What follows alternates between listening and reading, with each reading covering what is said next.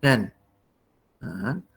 Kalau the message doesn't reach the target, we couldn't call it communication, even though the starter transmit the communication. Dia mesti involve at least dua parti lah. Barulah nama communication. Kan? So, communication is the process of transferring information between two parties and both parties agree on. Dan dia faham. Ada kan sometimes information reach the target, but the target misinterpret atau don't understand. So the communication fail actually. Sama lah juga macam the communication tu tak take place pun. Kadang mungkin lagi worse kalau dia interpret in very wrong way dan it act on the misinterpretation. Kan? Itu lagi bahaya sebenarnya. Both parties agree on, understand the information, share. Tapi kadang dikata kat sini boleh jadi salah faham, misinterpretation ataupun incomplete information, for example, atau vague information yang perlu further elaboration or explanation. Kan? Macam ni, perkara macam ni boleh berlaku lah. Boleh berlaku. So, komunikasi yang baik adalah si penghantar, the sender and the receiver both understand the same thing. And of course lah, the information must reach lah the target. Otherwise, the receiver won't understand anything, right? Itu we call effective communication. Communication is the process of transferring information. Communication channels are means through which information is transmitted. There are three principal types of communication based on the channels used, which are written, oral and nonverbal communications. Written communication involves a careful choice of words, clear sentence formation as well as logical order and presentation of ideas. It expresses the personality of the writer as well as the organization one represents and works with. The words and writing style used is also one of the factors that can help build a good relationship with others. One needs to remember that written communication is a permanent means of communication. Therefore, it is commonly used to communicate policies, rules, instructions as well as punishments. Ni written. Bagus written berbanding oral, apa bagus dia? What's good about written in comparison to oral communication?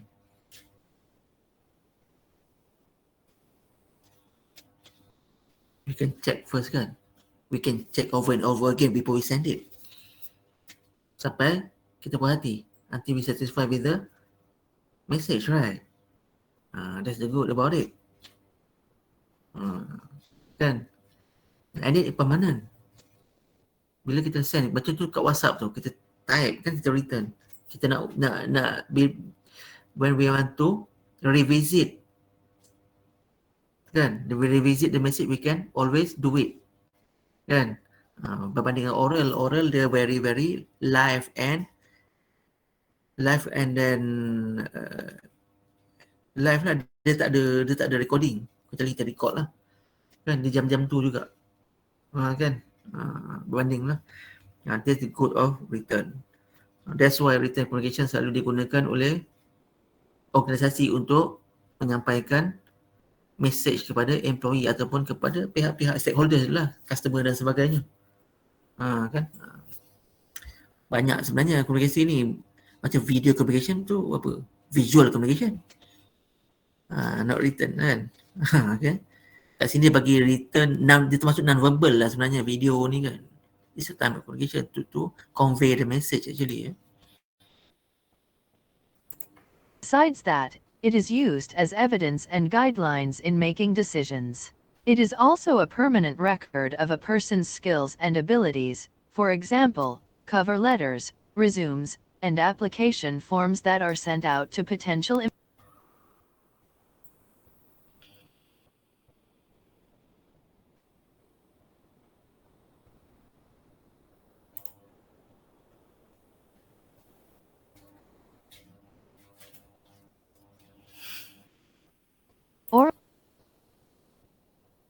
Oral communication is the most common and frequently used method of communication. This is because it allows for immediate feedback and response from the receiver. Oral communication can be in two modes, formal and informal. Examples of formal communication are business commands, presentations, meetings, and training, whereas examples of informal oral communication are face-to-face conversations, telephone conversations, discussions, and small chats. With the advent of new technologies, communication has evolved and the mode of oral communication has changed. Before, oral communication was made through telephone calls for senders and receivers who are in different locations. Nowadays, there are many different tools that promote oral communication, such as podcasts, video, or teleconferencing, and webinars. The advantages of oral communication include helping in avoiding delays, red tape and other formalities and conveying personal warmth and friendliness. Tu bagus ni pula dia verbal ni walaupun dia tak macam written but it can prompt immediate feedback. Macam kita berbual dengan orang lah kan. Dia tak macam written orang tu kalau dia tak buka email kita selagi tu dia tak reply. Kan? Tu bagus ni tu kan. And then kalau oral communication ni kita boleh tunjuk mimik muka yang mana ketika written form ni very rigid at that lah in that respect lah. Cuma kadang-kadang orang pakai emoticon kan, sebab kekurangan dia berbanding oral tadi. Dia tunjukkan sedih ke kan, gembira ke, macam mana perasaan feeling when they convey the written communication. Tapi walaupun tak anyhow dia takkan sama lah macam oral kita boleh tunjuk mimik muka, feeling kita boleh express through our face expression. Kan, tu bagusnya oral lah. Berbanding semua ada advantage dan disadvantage sebenarnya. Non-verbal communication.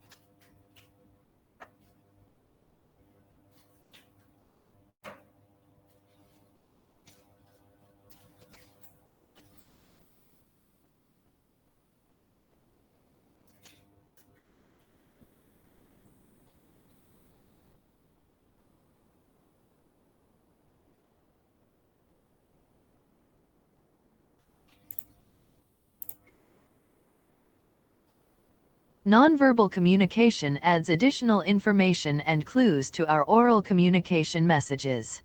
It reveals who we are and it has a strong influence on how we relate to other people.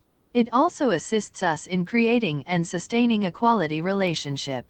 However, one needs to remember that nonverbal cues and signals convey different meanings in different cultures and countries.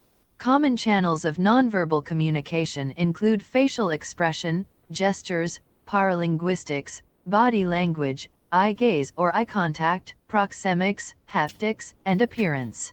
Facial expressions express sadness, anger, happiness, eagerness as well as sincerity. They give different meanings to what is being conveyed. Facial expressions are responsible for a huge proportion of nonverbal communication. Gestures are body movements and signals that are used to communicate meaning without words. Common gestures include waving, pointing, and using fingers to indicate numeric amounts. Paralinguistics refers to the tone, loudness, inflection, pitch as well as quality of the voice, which are separated from the actual language. Body movements include gestures, posture, head or hand movements, and whole body movements. Looking, staring, and blinking can also be important nonverbal behaviors. When people encounter other people or things that they like, the rate of blinking increases and their pupils dilate. Proxemics, also known as personal space, is another significant factor in nonverbal communication. The amount of space that we need and perceive as belonging to us is influenced by a number of factors such as social norms, situational factors, personality characteristics, and level of familiarity. Haptics is any form of communication through touch. Haptics is usually understood as an act of domination or friendship. However, in certain situations or in a different interpretation, it is understood as an assault. Lastly, our appearance tells others a million things, and that is the reason why there is the saying the first impression counts. Our choice of clothes, hairstyles, hair color, makeup, and accessories affects our appearance and it is a means of nonverbal communication. Non-verbal communication ni banyak jenis. Haptic itu apa? Touch. Paralinguist, tone naik kan. Cara kita buat ayat tu. Kerana ayat sama tapi dengan intonasi tu, satu intonasi bermaksud menyindir, satu intonasi bermaksud bertanya. Kan? Itu paralinguistik kita panggil. We call it paralinguistik. Itu that term, sorry lah. Kan facial expression tu normal lah. Tu mimik muka. Marah ke, menyesal ke, apa ke, kan? Body language banyak gestures. Waving hand. Jangan satu jari tapi kan kita suruh anak kita macam tu kan. Kan macam kecil-kecil mak kita kata macam ni. Ataupun menjegilkan mata. Kita cakap satu patah-patah aku, jegil mata. Itu gesture. Kan? Jegil mata. Janganlah tu maksudnya. That's the verbal lah. Ataupun apa tadi? Banyak je cakap tadi. Gesture, paralinguistic, haptics, proximis. Proximis tu maksudnya ruang kalau kita terlalu rapat dengan orang, kita rasa tak selesa. We don't feel comfortable, we are too close to other people. We need some personal room. Kan, personal space. That's why people dalam lift, kalau ramai-ramai sampai berposak-posak macam sardin, they will keep silent kan. Dia rasa tak comfortable. They reflect the uncomfortability with silence. So diam satu lift kan. Semua kapat kan. That's proxemics dia panggil lah. Proxemics apa nama ni? Proxemics dia panggil. Our proximities with others lah. That's what you call kan. Lagi apa dia cakap tadi? Blinking eye lah, kenyat mata lah. Itu cuma ada makna kan. Tak mahu dengan perkataan pun, tapi dia ada. Kan. Yang sekarang ni apa yang buat macam ni? Small apa? Saya pun tak faham. Kalau ambil gambar semua macam ni kan. Yang buat apa? Small love mini love apa tak tahulah. Ada gestures lah semua tu. Kan? Gestures. Tu jenis-jenis gestures lah. Banyak lah tadi lah dia kata apa tadi. Macam-macam lah. Tapi ingat kadang dalam satu culture, satu gesture tu mungkin bermaksud lain daripada culture yang lain. Saya pernah dengar juga ada culture lain, angguk tu masa tidak, geling tu ya. Tak ingat culture apa. Terbalik kan. Terbalik dia gitu. Culture. Tu kena belajar juga tu kan. Kita mungkin misinterpret something different. Okay.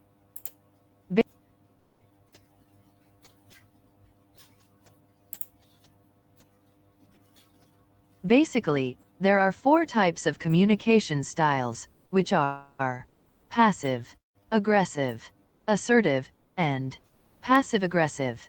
Passive communication is a form of expression that is ineffective because the sender is unable to express his or her views and opinions as he or she is afraid that he or she will be criticized by others.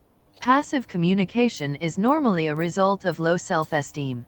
Individuals who exhibit passive communication consider themselves not worthy of being heard and taken care of. They always feel that they do not have the right to make their wishes and desires known. This style of communication can lead to feelings of anxiety, anger, and depression. Aggressive communication is a style in which individuals express their feelings and opinions to get what they want regardless of how they do it. They will also go to the extent of violating the rights of others just for their own needs and wants. Individuals who practice aggressive communication are usually those with low self-esteem. This may be due to past experience of physical and/or emotional abuse, unhealed emotional wounds, and feelings of powerlessness. Aggressive communication style is all about winning as they believe that their needs are more important than others and must be fulfilled.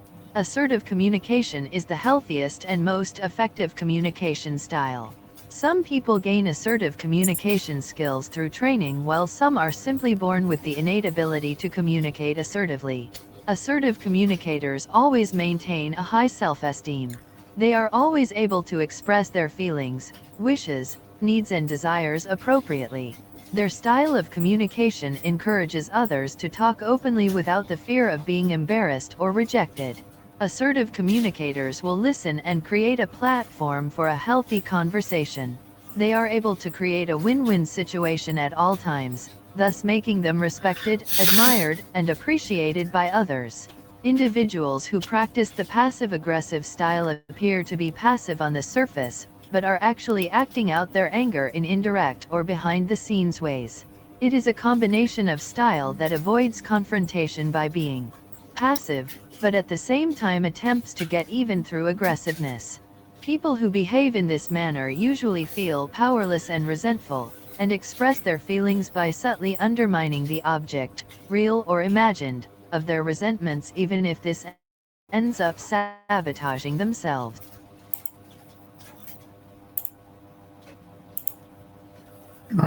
Tadi pasal passive aggressive.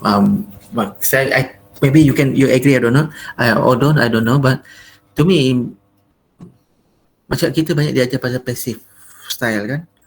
Takut nak explain diri dia, takut apa orang kata, dia cakap nanti takut apa orang kata kat dia, kan. Dia jenis passive lah. This passive style, we call it passive style. Macam dalam suara tadi, dari voice cakap tadi kan, dalam suara latar tadi kata, kan, passive. They cannot make themselves clear. Takut nak explain diri sendiri. Biasanya orang macam ni adalah low self-esteem lah. Ataupun orang yang mengalami inferiority complex, rasa rendah diri, tak bertempat. Tu tak bagus lah. Kena improve lah macam tu. Kan? Passive style. Agresif lain pula. Dia rasa nak potong cakap orang saja. Kan? Nak potong cakap orang, nak menyampuk. Tu agresif style. Betul-betul agresif style. Both passive and aggressive both reflect the problem of low self-esteem. Kalau passive tadi, siapa nak cakap aku? Tu passive. Agresif tadi dia rasa dia low self-esteem, dia patut didengari, so dia potong cakap orang, cakap dengan nada yang kuat. That aggressive style. Dia cuba nak nampakkan diri dia tu perlu didengar. Kan? Both passive, both aggressive, they stem out from low self-esteem people who have low self-esteem problem lah actually. Kan? Yang bagus adalah tadi apa kita panggil assertive, make yourself clear, tegas tetapi beradab lah. Tegas tapi lembut. That's the best lah. The best leader have assertive communication style. They can convey their message clearly, precisely and concisely, but without hurting others' feelings. That we call people who have assertive style of communication. Okay. Passive aggressive, the combination of passive aggressive tadi. On the surface, superficially, on the surface, they are seem very passive, but kat belakang banyak behind the scene work aggressive. Kan? Ni banyak back talk ni. Depan tak nak cakap. Tapi belakang dengan banyak pokok. Ni. Tak bagus lah sebenarnya. Kan? Ni passive aggressive, combination of passive aggressive tadi. Sebab dua-duanya datang daripada low self-esteem. Same problem actually. Kan? Atas nampak tak apalah gini-gini, tapi belakang cukup. Macam-macam cakap tu. Itu namanya passive aggressive style of communication. Kita boleh nampak lah pattern-pattern ni bila you bekerja nanti, especially pattern komunikasi yang macam ni lah.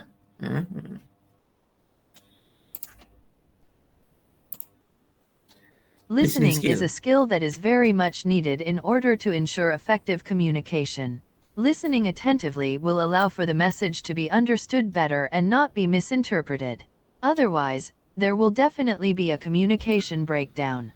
The ability to listen attentively and effectively would also depend on the ability of the receiver to read and understand body language, and to read between the lines.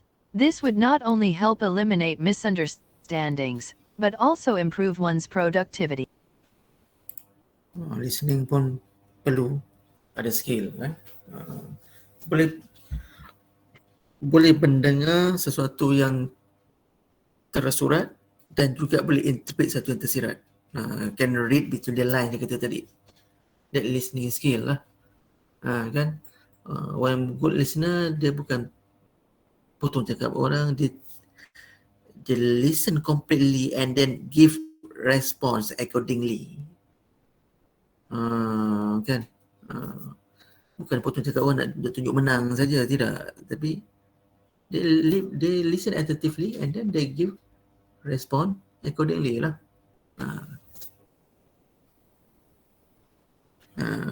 Listening penting lah juga.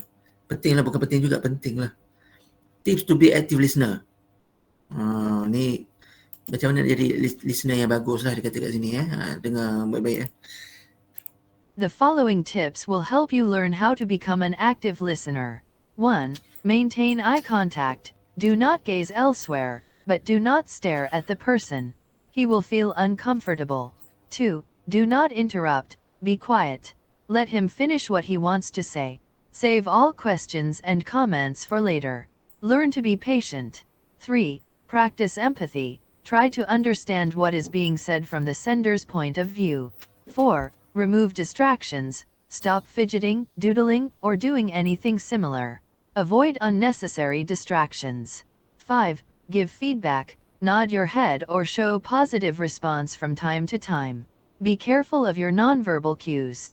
Do not give the other person mixed messages. 6. Ask questions. Ask questions if you do not understand what is being said.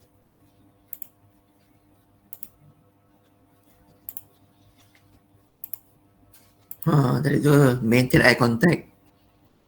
Kan? Janganlah bila orang cakap kita mana nak lain, tapi janganlah juga merenung. Kalau masyarakat barat merenung orang ni lama-lama is a type of insolent lah, satu yang tak beradab lah pada dia pun. Tapi janganlah gaze elsewhere, tapi janganlah merenung pada tempat tu lama saja, pada muka dia lama. Itu cara lah, cara untuk berkomunikasi. And do not interrupt. Biar dia habis. Ini barulah kita bagi feedback. Practice empathy. Feel how the people who speak feel, look at the issue being talked from their perspective. That's what it means. Kan? Try to stand from their standpoint in order to understand the issue being talked about. Itu berarti empathy. And then remove distraction. Jangan datang orang cakap jam tu lah tengah tengok main handphone lah dan sebagainya. That's not good listener lah. Macam tu kan. Give feedback, bagi maklum balas. Bagi maklum balas. And then ask questions. Ada tadi teman maklum balas tu, ada cakap something. Saya lupa tadi. And then bersoalan, tanya soalan kalau kita tak faham sampai kita clear dengan apa yang dia nak cakap. Kan tu cara lah. Give feedback tadi, kita nod our head from time to time, try to absorb everything that he or she is try to convey to us, try to communicate to us. Kan? Kalau kita miss something point, so diulang, ask question balik. Itu cara lah.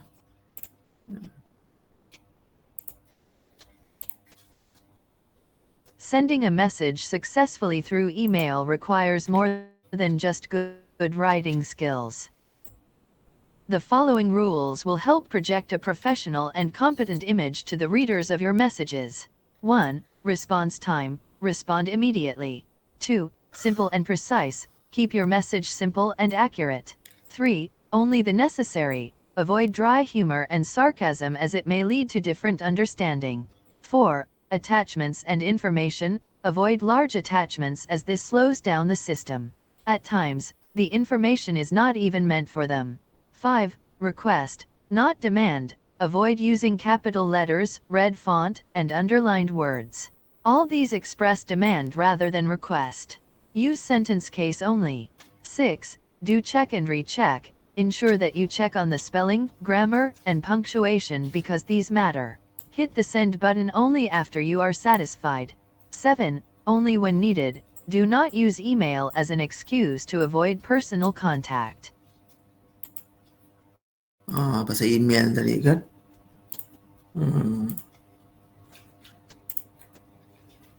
Sending Kita Read and read it to ensure all the information is correct. Kita boleh check. Macam tadi, macam written communication tadi lah. Kan? Email kan written kan? Tak mesti surat. Itu surat snail letter.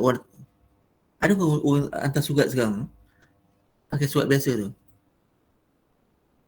Agensi kerajaan lah gunakan sebagai formal kan. Dia hantar surat. Jabatan tanah ke, nak minta cukai ke, apa kan. Tapi kita personal ada tak? Tak ada. Even email pun people use as formal now kan. Banyakkannya kan. Untuk personal kita pakai WhatsApp ataupun call direct kan.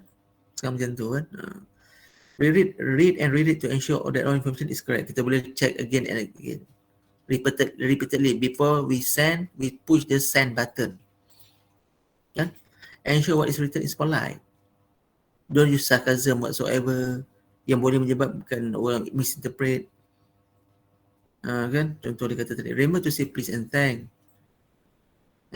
Jangan gunakan email sebagai alat untuk nak mengelak daripada personal contact lah. Kan? Bila perlu sajalah kan. Untuk mengelak daripada face to face punya communication kan. Jangan gunakan dia sebagai tool lah. Ini professional email represent a professional organization and professional you. Bila kita bekerja besok, apa kita tulis bagi pihak majikan kita tu adalah dikira mewakili majikan kita sebenarnya. So be careful lah kat situ. Kenalah ikut etika penulisan email yang ditetapkan oleh organisasi. Kan? Banyak lagi dia cakap tadi lah. Okay, Sending a message successfully through email requires communication through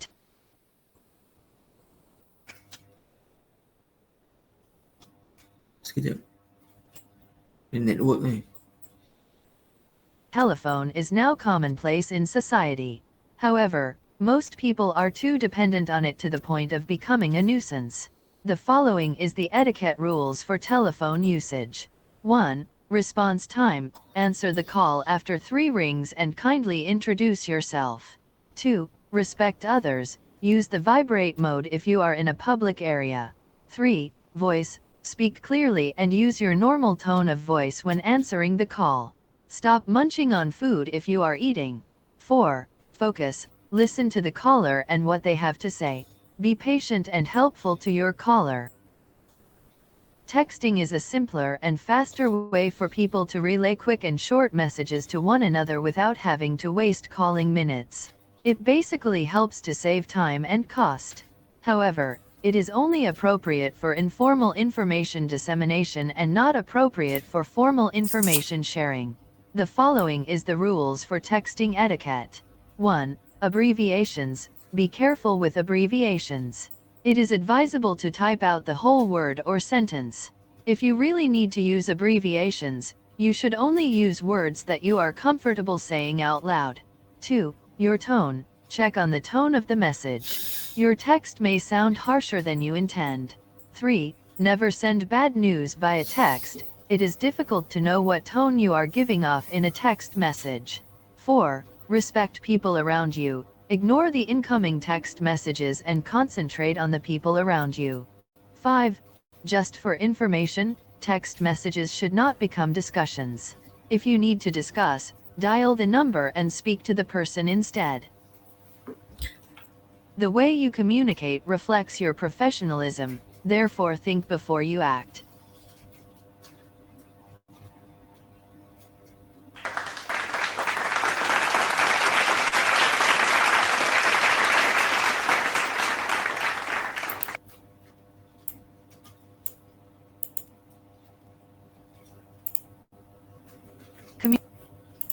Telefon etiquette tadi banyak dia cakap lah pasal introduce, control your tone. Dia kata after 3 ring kan, I think introduce yourself kan. Ensure that you have notebook and pen for note taking. If you need to jot down something lah, be polite and smile. Watch our tone when we speak over the phone kan. Banyak lagi cakap tadi. SMS. Jangan gunakan sebagai discussion. Sebab teks ni tak sesuai untuk discussion. Kalau discussion elok face to face ataupun call lah. Kata-kata jangan gunakan teks ni sebagai nak sampaikan buat berita-berita yang contohnya berita sedih dan sebagainya. Not appropriate lah. Kan? Hari ni macam-macam kita tengok kat media sosial. Bercerai pun pakai SMS dan sebagainya. Bercerai pakai WhatsApp saja kan. Benda-benda macam tu kan. That's not, we deem as not appropriate lah. Kan? Be careful with abbreviation. Kadang orang tak faham abbreviation. Saya pernah lupa message yang semua abbreviation. Saya tahu apa dia cakap. Kan? Dia je faham apa guna tu. Semua abbreviation kan. Kan? Itu tak bagus jugalah. Avoid this mode for discussion purpose. Mail for only if for sharing saja boleh lah. Untuk texting termasuklah SMS kan sebab dia sama, sifat dia sama kan. Termasuklah WhatsApp ataupun Telegram ke. Itu dia texting lah tu. Kan?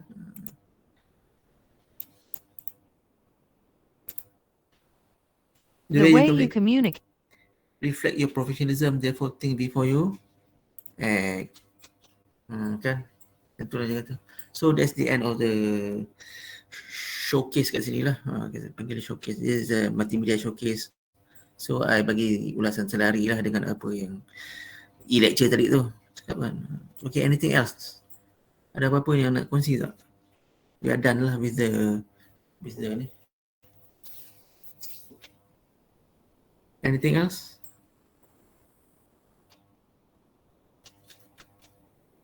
Any question ke anything? So jangan lupa lah tu smart goal tu. Kan? Check, kalau you boleh dah boleh, tadi kawan you check tadi memang dah boleh klik, dah nampak dah benda tu, okay.